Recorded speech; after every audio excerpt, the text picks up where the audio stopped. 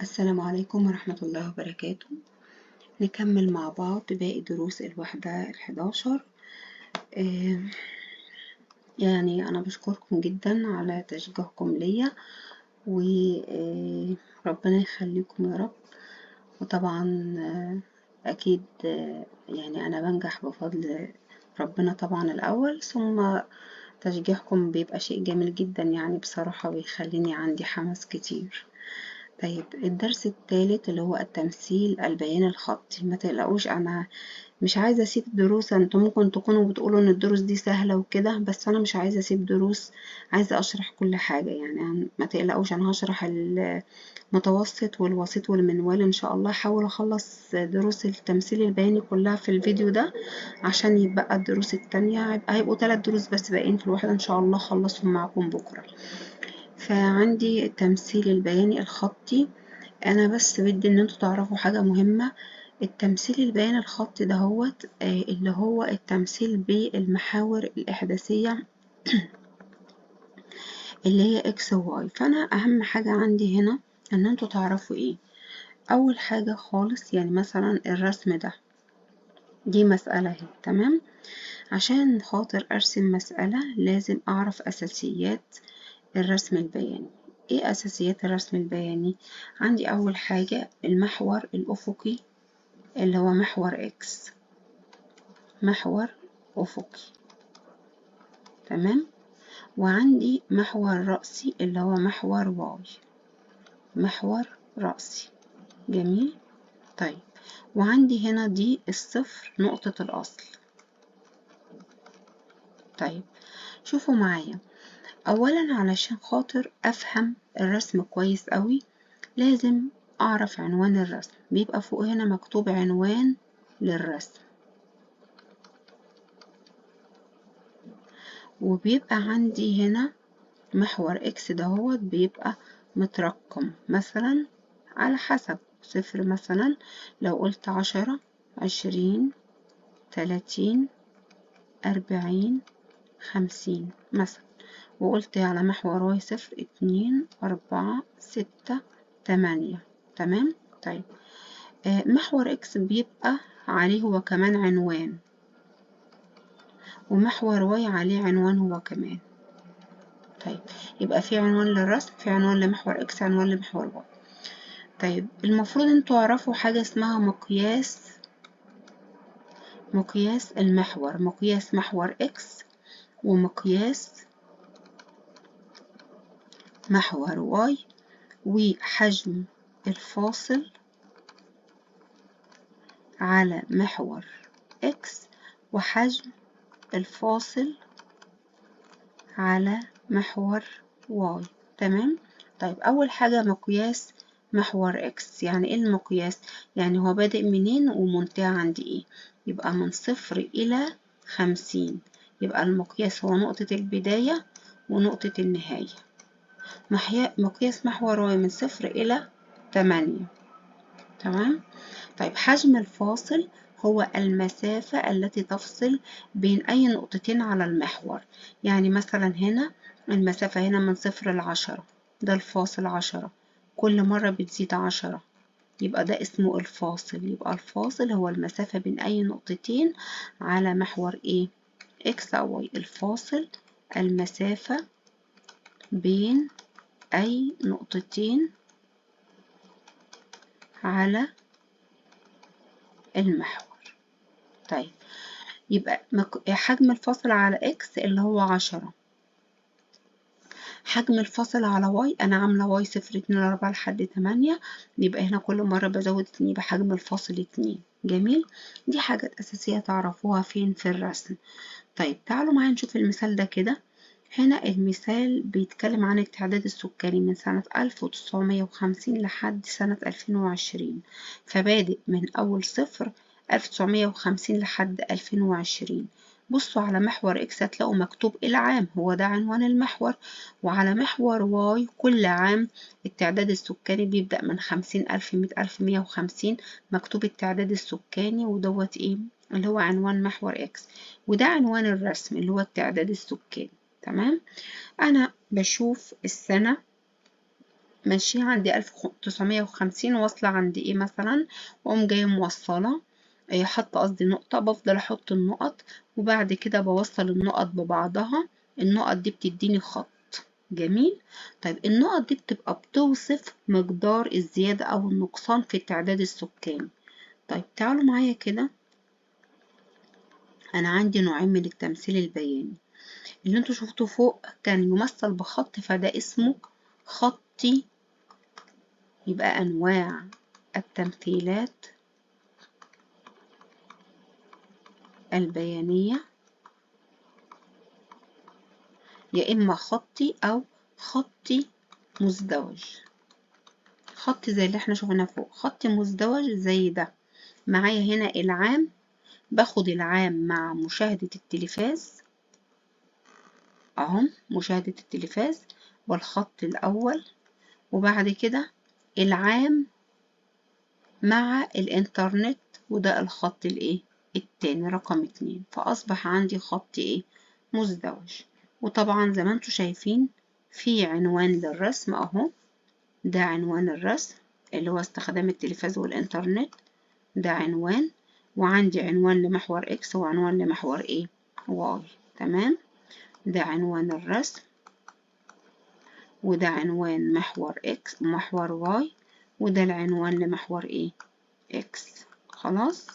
طيب مهم أوي إن لما يكون عندك رسم تعرف تجاوب على الأسئلة الموجودة، بس عشان تعرف تجاوب عليها لازم تفهم معنى التمثيل البياني. فين عنوانه أهو، كتلة الماعز. طيب محور إكس مكتوب عليه الشهر، الشهر بادئ بصفر واحد اتنين تلاتة أربعة لحد 4. محور واي مكتوب عليه الكتلة، الكتلة صفر 10 20 30 لحد 70. معنى كده إن الكتلة بتزيد بتقدم الشهور. حتى بصوا في الشهر الأول الكتلة كانت عندي 20، في الشهر التاني الكتلة كانت عندي 36، في الشهر التالت الكتلة عندي 50، في الشهر الرابع الكتلة عندي 66. يعني بزيادة الشهور تزداد كتلة إيه الماعز. بيقول لي على المحور الرأسي يبدأ المقياس من كام لكام. على المحور الرأسي يبدأ المقياس من أول صفر لحد 70، ده على المحور إيه الرأسي. طيب يبقى من صفر لحد 70.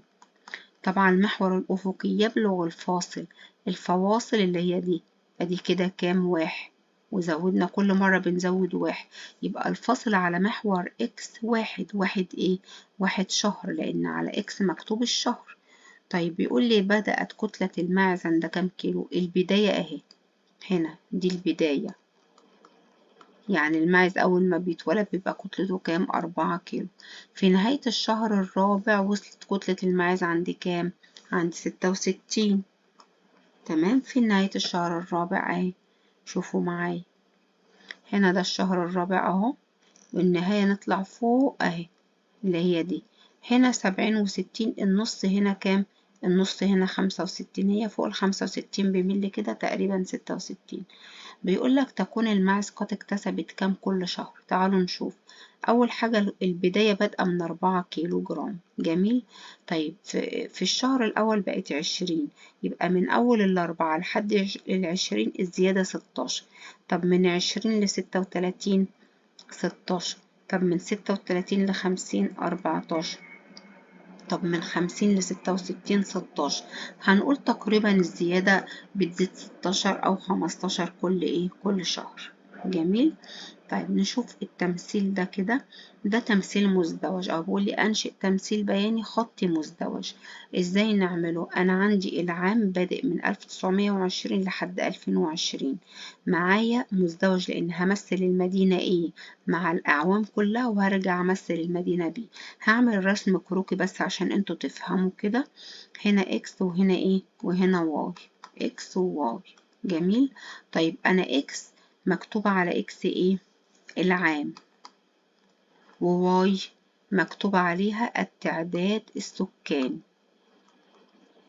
طيب عنوان الرسم هنا هيكون ايه؟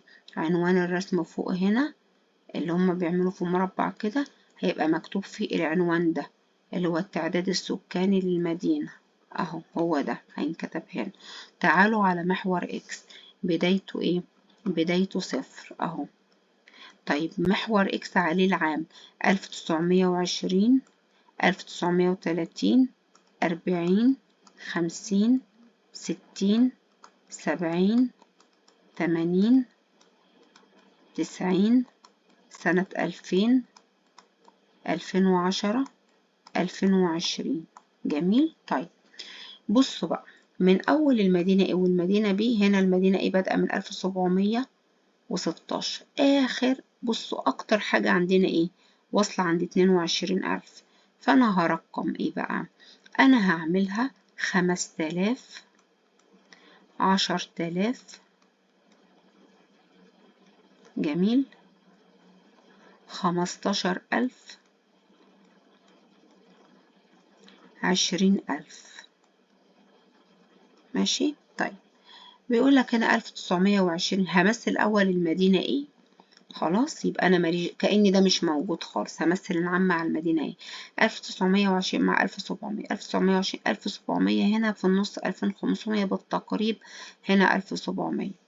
1930 مع 2000 أهي أنا بصوا كلها قيم تقريبية. 40 مع 2000 كذا 60. 2200 تطلع شوية كده. ها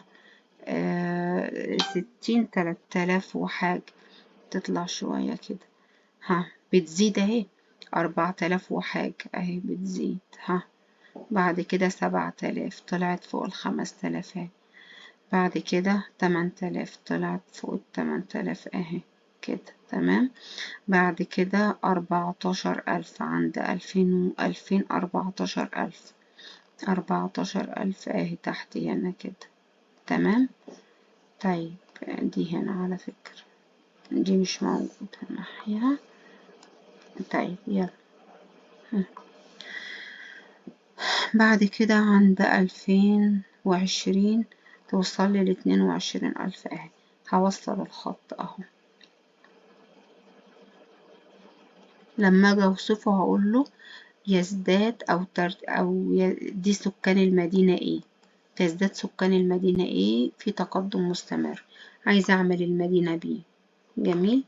هاخد المحاية بقى هجيب كأن المدينة ايه هي اللي مش موجودة اهي، وهاخد العام مع المدينة بي. هغير لون القلم طبعا عشان هو خط مزدوج. 1920 مع 1600. 1920 مع 1600. تمام. 1930 مع 2800 مع 4000. 50 مع 7000 اهي. 10,000 اهي. 10,000 اهي. 9,000 بدأت تنزل تاني. 9,000 اهي. 7,000. 7,000 اهي. جميل. ادي ماشي. طيب خلاص وهنكتب عليها بي بس. بعد كده بقولك اكتب بعض الجمل تصف تغير التعداد السكاني في كل مدينة، كيفية مقارنة التعداد السكاني للمدن مرور الزمن. هنقول له في المدينة ايه تمام يزداد عدد السكان. طيب في المدينة بي يزداد عدد السكان ثم يبدأ في الانخفاض. بس يعني وصف يعني. طيب بيقولك هنا ما مقدار الزيادة لتعداد السكان المدينة بي عن ايه في عام 1980. ادي 1980 اهي. زيادة بي عن ايه؟ بي كانت 10,000 و975 وهنا كانت 7,006 هنطرحهم من بعض هيديني 3,969. تمام. بس يعني كده يعني الدرس بيتكلم عن كده. طيب هنا مقياس كل محور. هنا الأول الدرس المحور الرسم عن مخطط القراءة في خط مزدوج بيتكلم عن الطالب A والطالب B الاتنين. تعالوا نشوف محور X مكتوب عليه الزمن الزمن 0 30 60 90 120. محور واي مكتوب عليه عدد الصفحات، يعني بيقولك الطالب A بيقرأ مثلا هنا مثلا ايه، هنا 20، يبقى في النص 10. جميل.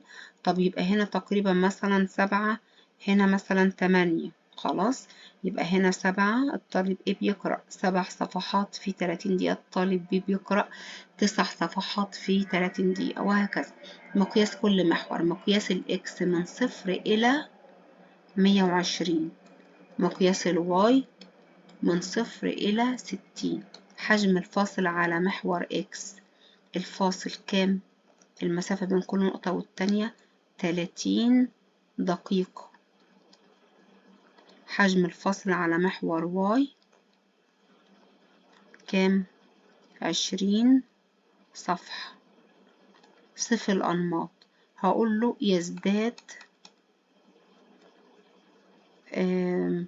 يزداد عدد الصفحات التي يقرأها الطالبان مثلا. تمام، ماشي. بينما الطالب B يقرأ أكثر من الطالب A. هما الاتنين بيزدادوا، بس B بيزداد أكتر من A بشوية. خلاص، يعني بيبقى بالشكل ده. طب نشوف الدرس اللي بعده كده.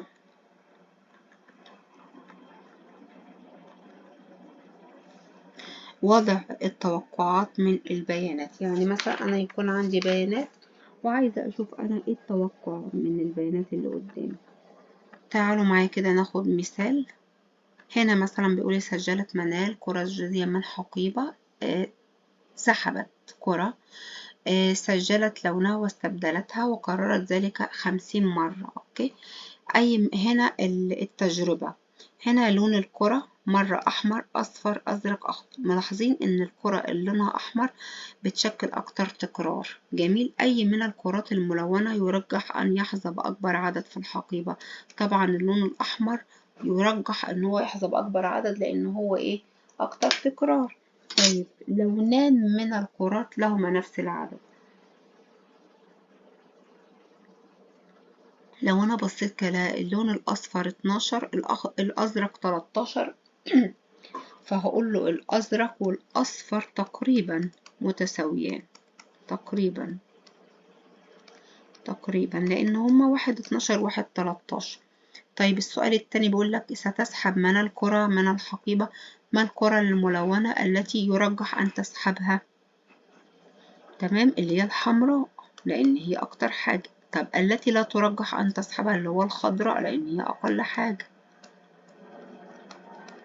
طيب السؤال اللي بعد كده بيقول لك إيه؟ أي من الحقائب يرجح أن تستخدمها منال؟ هنلاحظ الحقيبة 3 لأن بها، يبقى حقيبة 3 بها أكتر لون هو الأحمر، ومعايا فيها الأزرق والأصفر متساويان، والأخضر مرة واحدة، زي الاختيارات اللي فوق بالظبط، زي الجدول ده كده. بصوا، كان هنا الأحمر أكتر حاجة، الأصفر والأزرق تقريبا متساويان، والأخضر بيظهر مرة واحدة، فأنا أختار حقيبة 3. تعالوا هنا التمثيل البياني بيتكلم عن درجة الحرارة يوم الثلاثاء. طيب محور إكس الزمن، محور واي درجة الحرارة.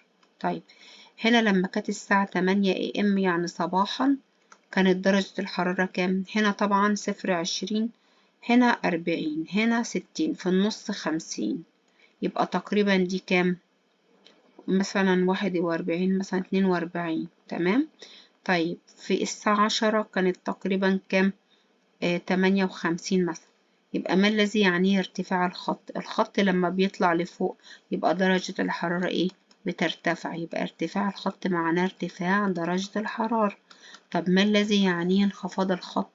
يعني انخفاض درجة الحرارة. ماذا تقول عن البيانات؟ هنقول أنه ترتفع درجة الحرارة من الساعة 8 صباحا حتى ايه بقى؟ بصوا هي مرتفعة من أول 8 حتى ايه؟ 2 ظهرا، ثم تبدأ في الانخفاض مرة أخرى. جميل. طيب حتى 6 مساء. طيب نشوف السؤال اللي بعد كده.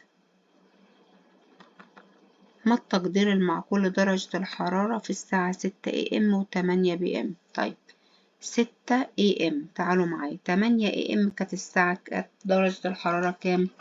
كانت 42 تقريبا. جميل. طيب تفتكروا الساعة 6 الصبح هنا كده هتبقى كام؟ أكيد قبلها، أكيد قبلها، يعني ممكن تبقى مثلا كام؟ 40 مثلا، ممكن تبقى 40 مثلا، ولا كام؟ يوم الثلاثاء ممكن تبقى هنا، يعني هنا كانت 40، هنا كانت كام؟ شوفوا هنا 50، يبقى دي 45، يبقى هنا عند 45 الساعة 8، يبقى تقل 5 كما تقل 10 لأن هي بتزيد 10. هنا 45. استنوا بصوا معايا، هنا كانت 50 في النص، هنا 50، هنا 45، هنا كام؟ 55، هنا كام؟ 65، يعني بتزيد 10، يعني قبلها هتقل 10 عند 6، قبلها بساعتين تبقى 35. تمام، يبقى 6 AM 35 ايه درجة. طيب 8 PM، شوفوا هي عند 6 PM هنا كانت كام؟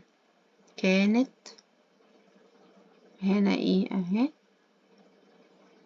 55، فهي بتنزل، هتنزل ايه؟ هتقل كام؟ هي كانت هنا كام؟ كانت هنا 65، نزلت، يبقى هنا 65. تمام، نزلت بقت 55، فهتنزل تحت كمان 10، تبقى كام؟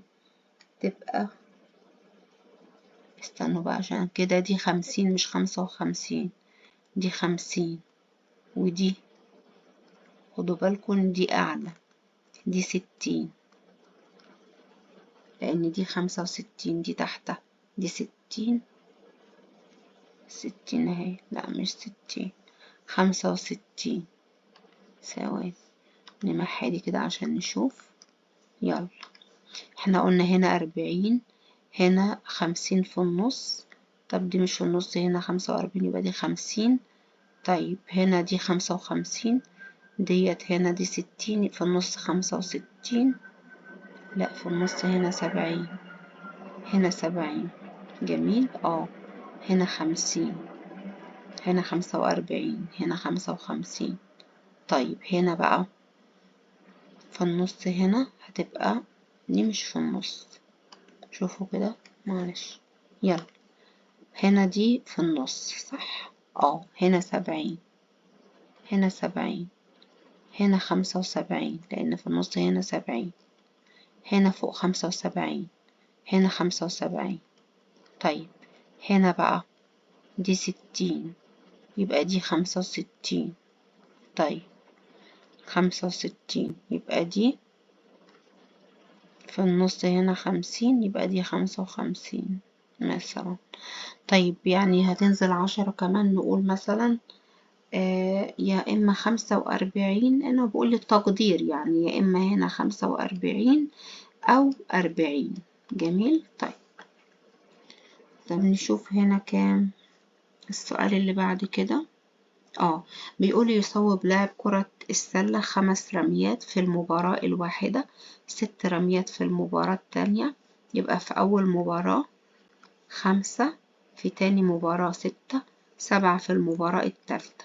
ارسم تمثيل بيان. لو أنا عملت هنا X اللي هو ايه؟ عدد المباريات. انا عندي 3 مباريات، وهنا 0. ادي مباراة اولى، مباراة تانية، مباراة تالتة. طيب في المباراة الاولى بقى 5، سميت 5، هعملها انا 5، 10، ولا 1، 2، 3، 1، 2، 3. جميل. يلا 4، 5، 6، 7. في المباراة الأولى 5، في المباراة التانية 6، في المباراة التالتة 7. جميل. طيب ادي الخط مثلناه. عايزين نجاوب على الأسئلة التالية. بيقول لي هنا ايه؟ ما النمط التي تراه في البيانات؟ هنقول تزداد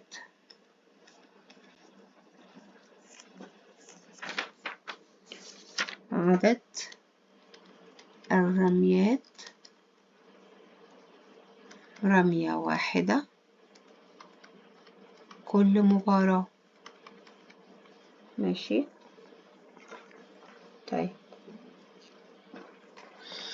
هل تعتقد أن اللاعب سيصوب رميتان؟ هقول له لأ، مش هيصوب رميتين، لأ، مش هيزيد. هو كل مباراة رمية واحدة، كل مباراة رمية واحدة.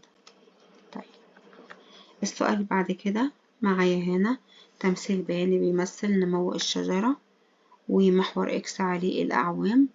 فبيقول لي هنا الأعوام 5، 10، 15، 20، 30، 0، 8، 16.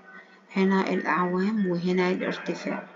طيب هنا في العام الخامس الارتفاع كان 8، في العام العاشر كان الارتفاع كام؟ هنا 0، 8، يبقى المسافة دي 4، 4 و8 يبقى هنا 12، 16 و4 يبقى هنا 20، هنا 4، هنا 28. جميل.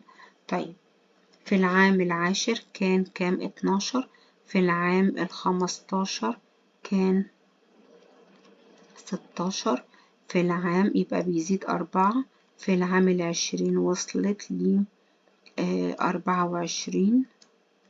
ماشي. يبقى هو زاد كام؟ 8، في العام ال25 وصلت ل 32. تمام. يبقى هنا 32 ناقص 24، 8، برضو زاد 8. طيب بيقول لي هنا يبقى هنا كام؟ وصلت لكام؟ ل32. طب في العام ال30 وصلت لكام؟ ل40.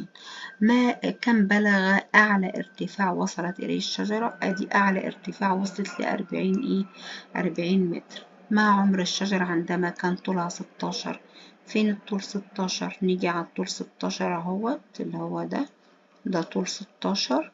كانت كام في الطول 16؟ كانت 15 سنة. الطول 16 هنا كان عنده 15 سنة، 15 عام. ما طول الشجرة لما كان؟ بيسأل عن الطول، يبقى روح على الطول. لما هنا الطول، ما الطول لما كان العمر 25؟ العمر 25 كان الطول كام؟ 32. توقع بقى طول الشجرة بعد 35 عام. هنا عند 30 عام كانت 40، أكيد عند 35. لو هنا 35 احنا كل مرة بنزود في الأعوام كام؟ 8، 8 يبقى هيكون عمرها 48 إيه؟ عام. تمام. طيب نشوف الدرس اللي بعد كده، تحليل التمثيلات البيانية.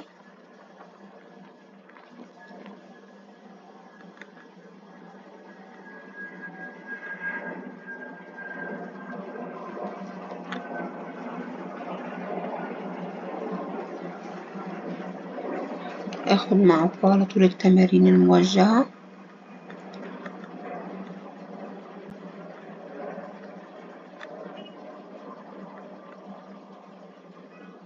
يلا بيقول استخدم التمثيل البياني للإجابة عن الأسئلة الآتية. بيتكلم عن كمية المطر، وهنا محور إكس بالزمن ومحور واي العمق.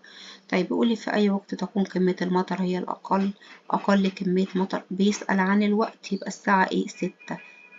6 بي إم اللي هو ده. ما كمية المطر على الأرض الساعة 8 بي إم؟ أدي 8 بي إم كمية المطر كانت هنا. طب هنا كام؟ اللي هو هنا كانت هنا 0 2، هنا أكيد 1، هنا 3، هنا 5، هنا 7، هنا 9، هنا 11. جميل. الساعة 8 كانت كمية المطر كام؟ 3 سنتيمتر. طيب كم سنتيمتر زادتها كمية الأمطار التي كانت على الأرض من الساعة 8 بي إم، من 8 بي إم لحد 6 إي إم؟ طيب أهو من 8 زادتها من 8 بي إم عن، يبقى كمية المطر الساعة 8 بي إم كانت 3، كمية المطر الساعة 6 كانت كام؟ 1 سنتيمتر. كم سنتيمتر زادتها كمية الأمطار التي كانت الساعة 8 عن الأمطار؟ يعني الأمطار الساعة 8 كانت 3، الساعة 6 كانت 1. لما أقول مقدار الزيادة بقى أعمل طرح يبقى 2 سنتيمتر. صفر الاتجاه في كمية طول الأمطار هنقول إيه؟ يهبط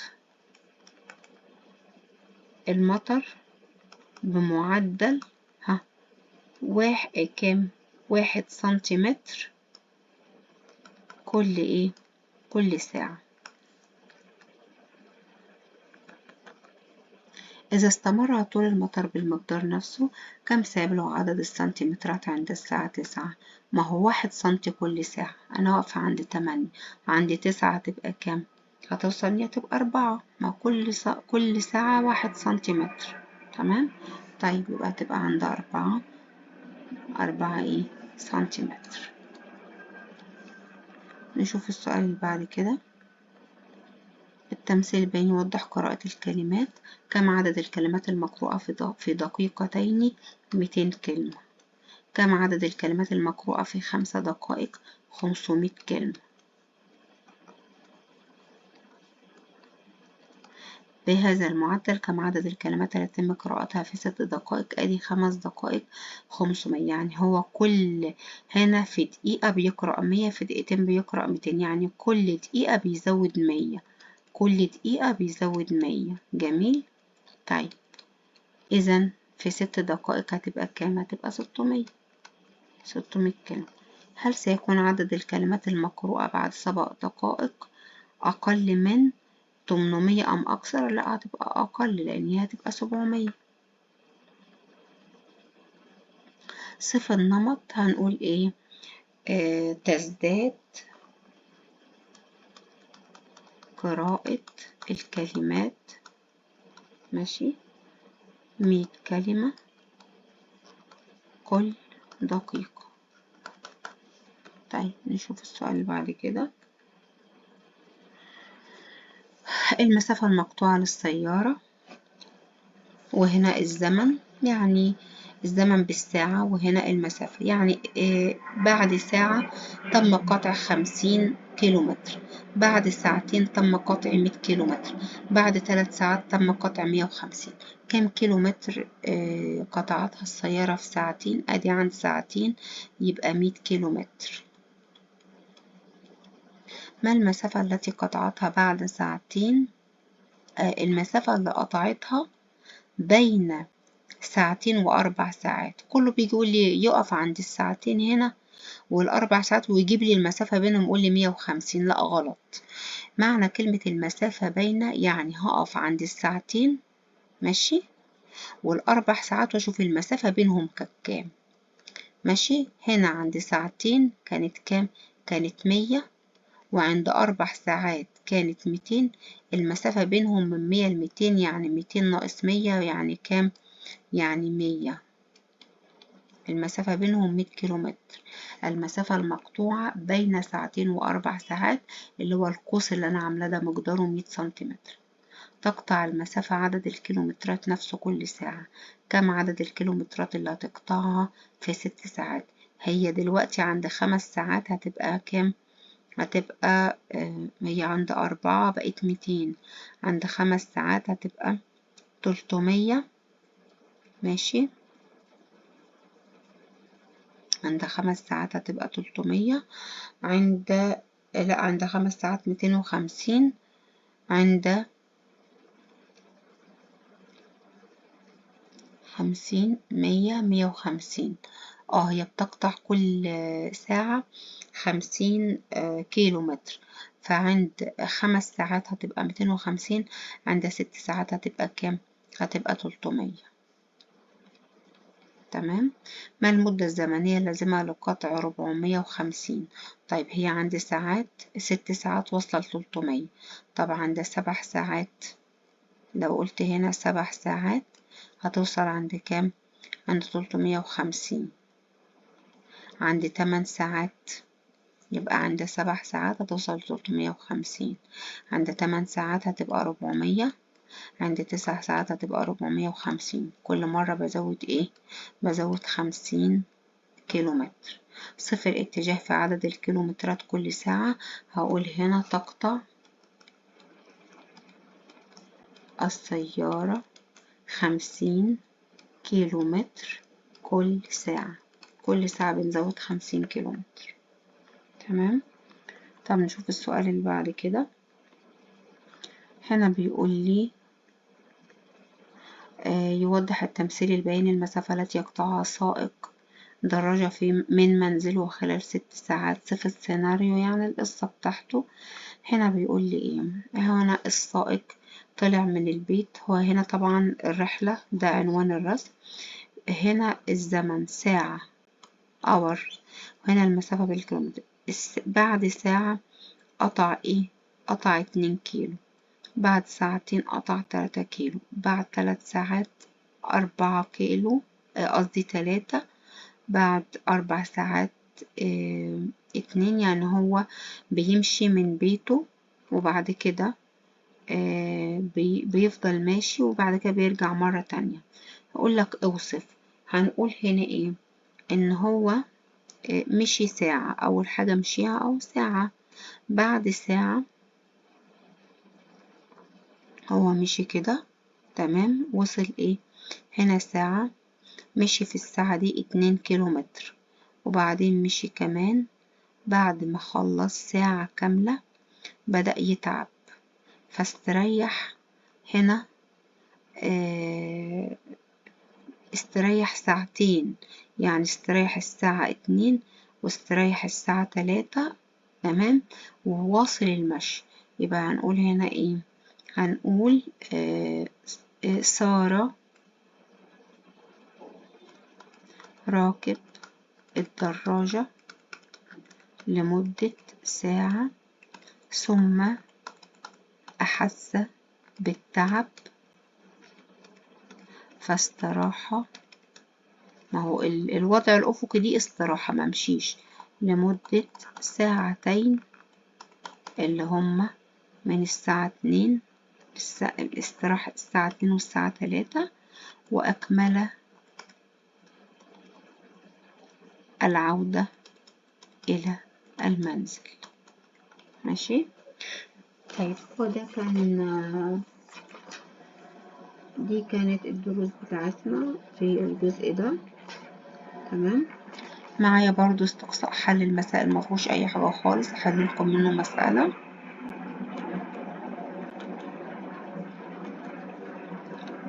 هنا بيقول لي وضح الجدول عدد مرات فوز الفريقين. اعرض البيانات في جدول تكرار. هعمل البيانات في جدول تكرار زي ما كنا بنعمل قبل كده. نشوف 12 متكررة كم مرة، 10 كم مرة.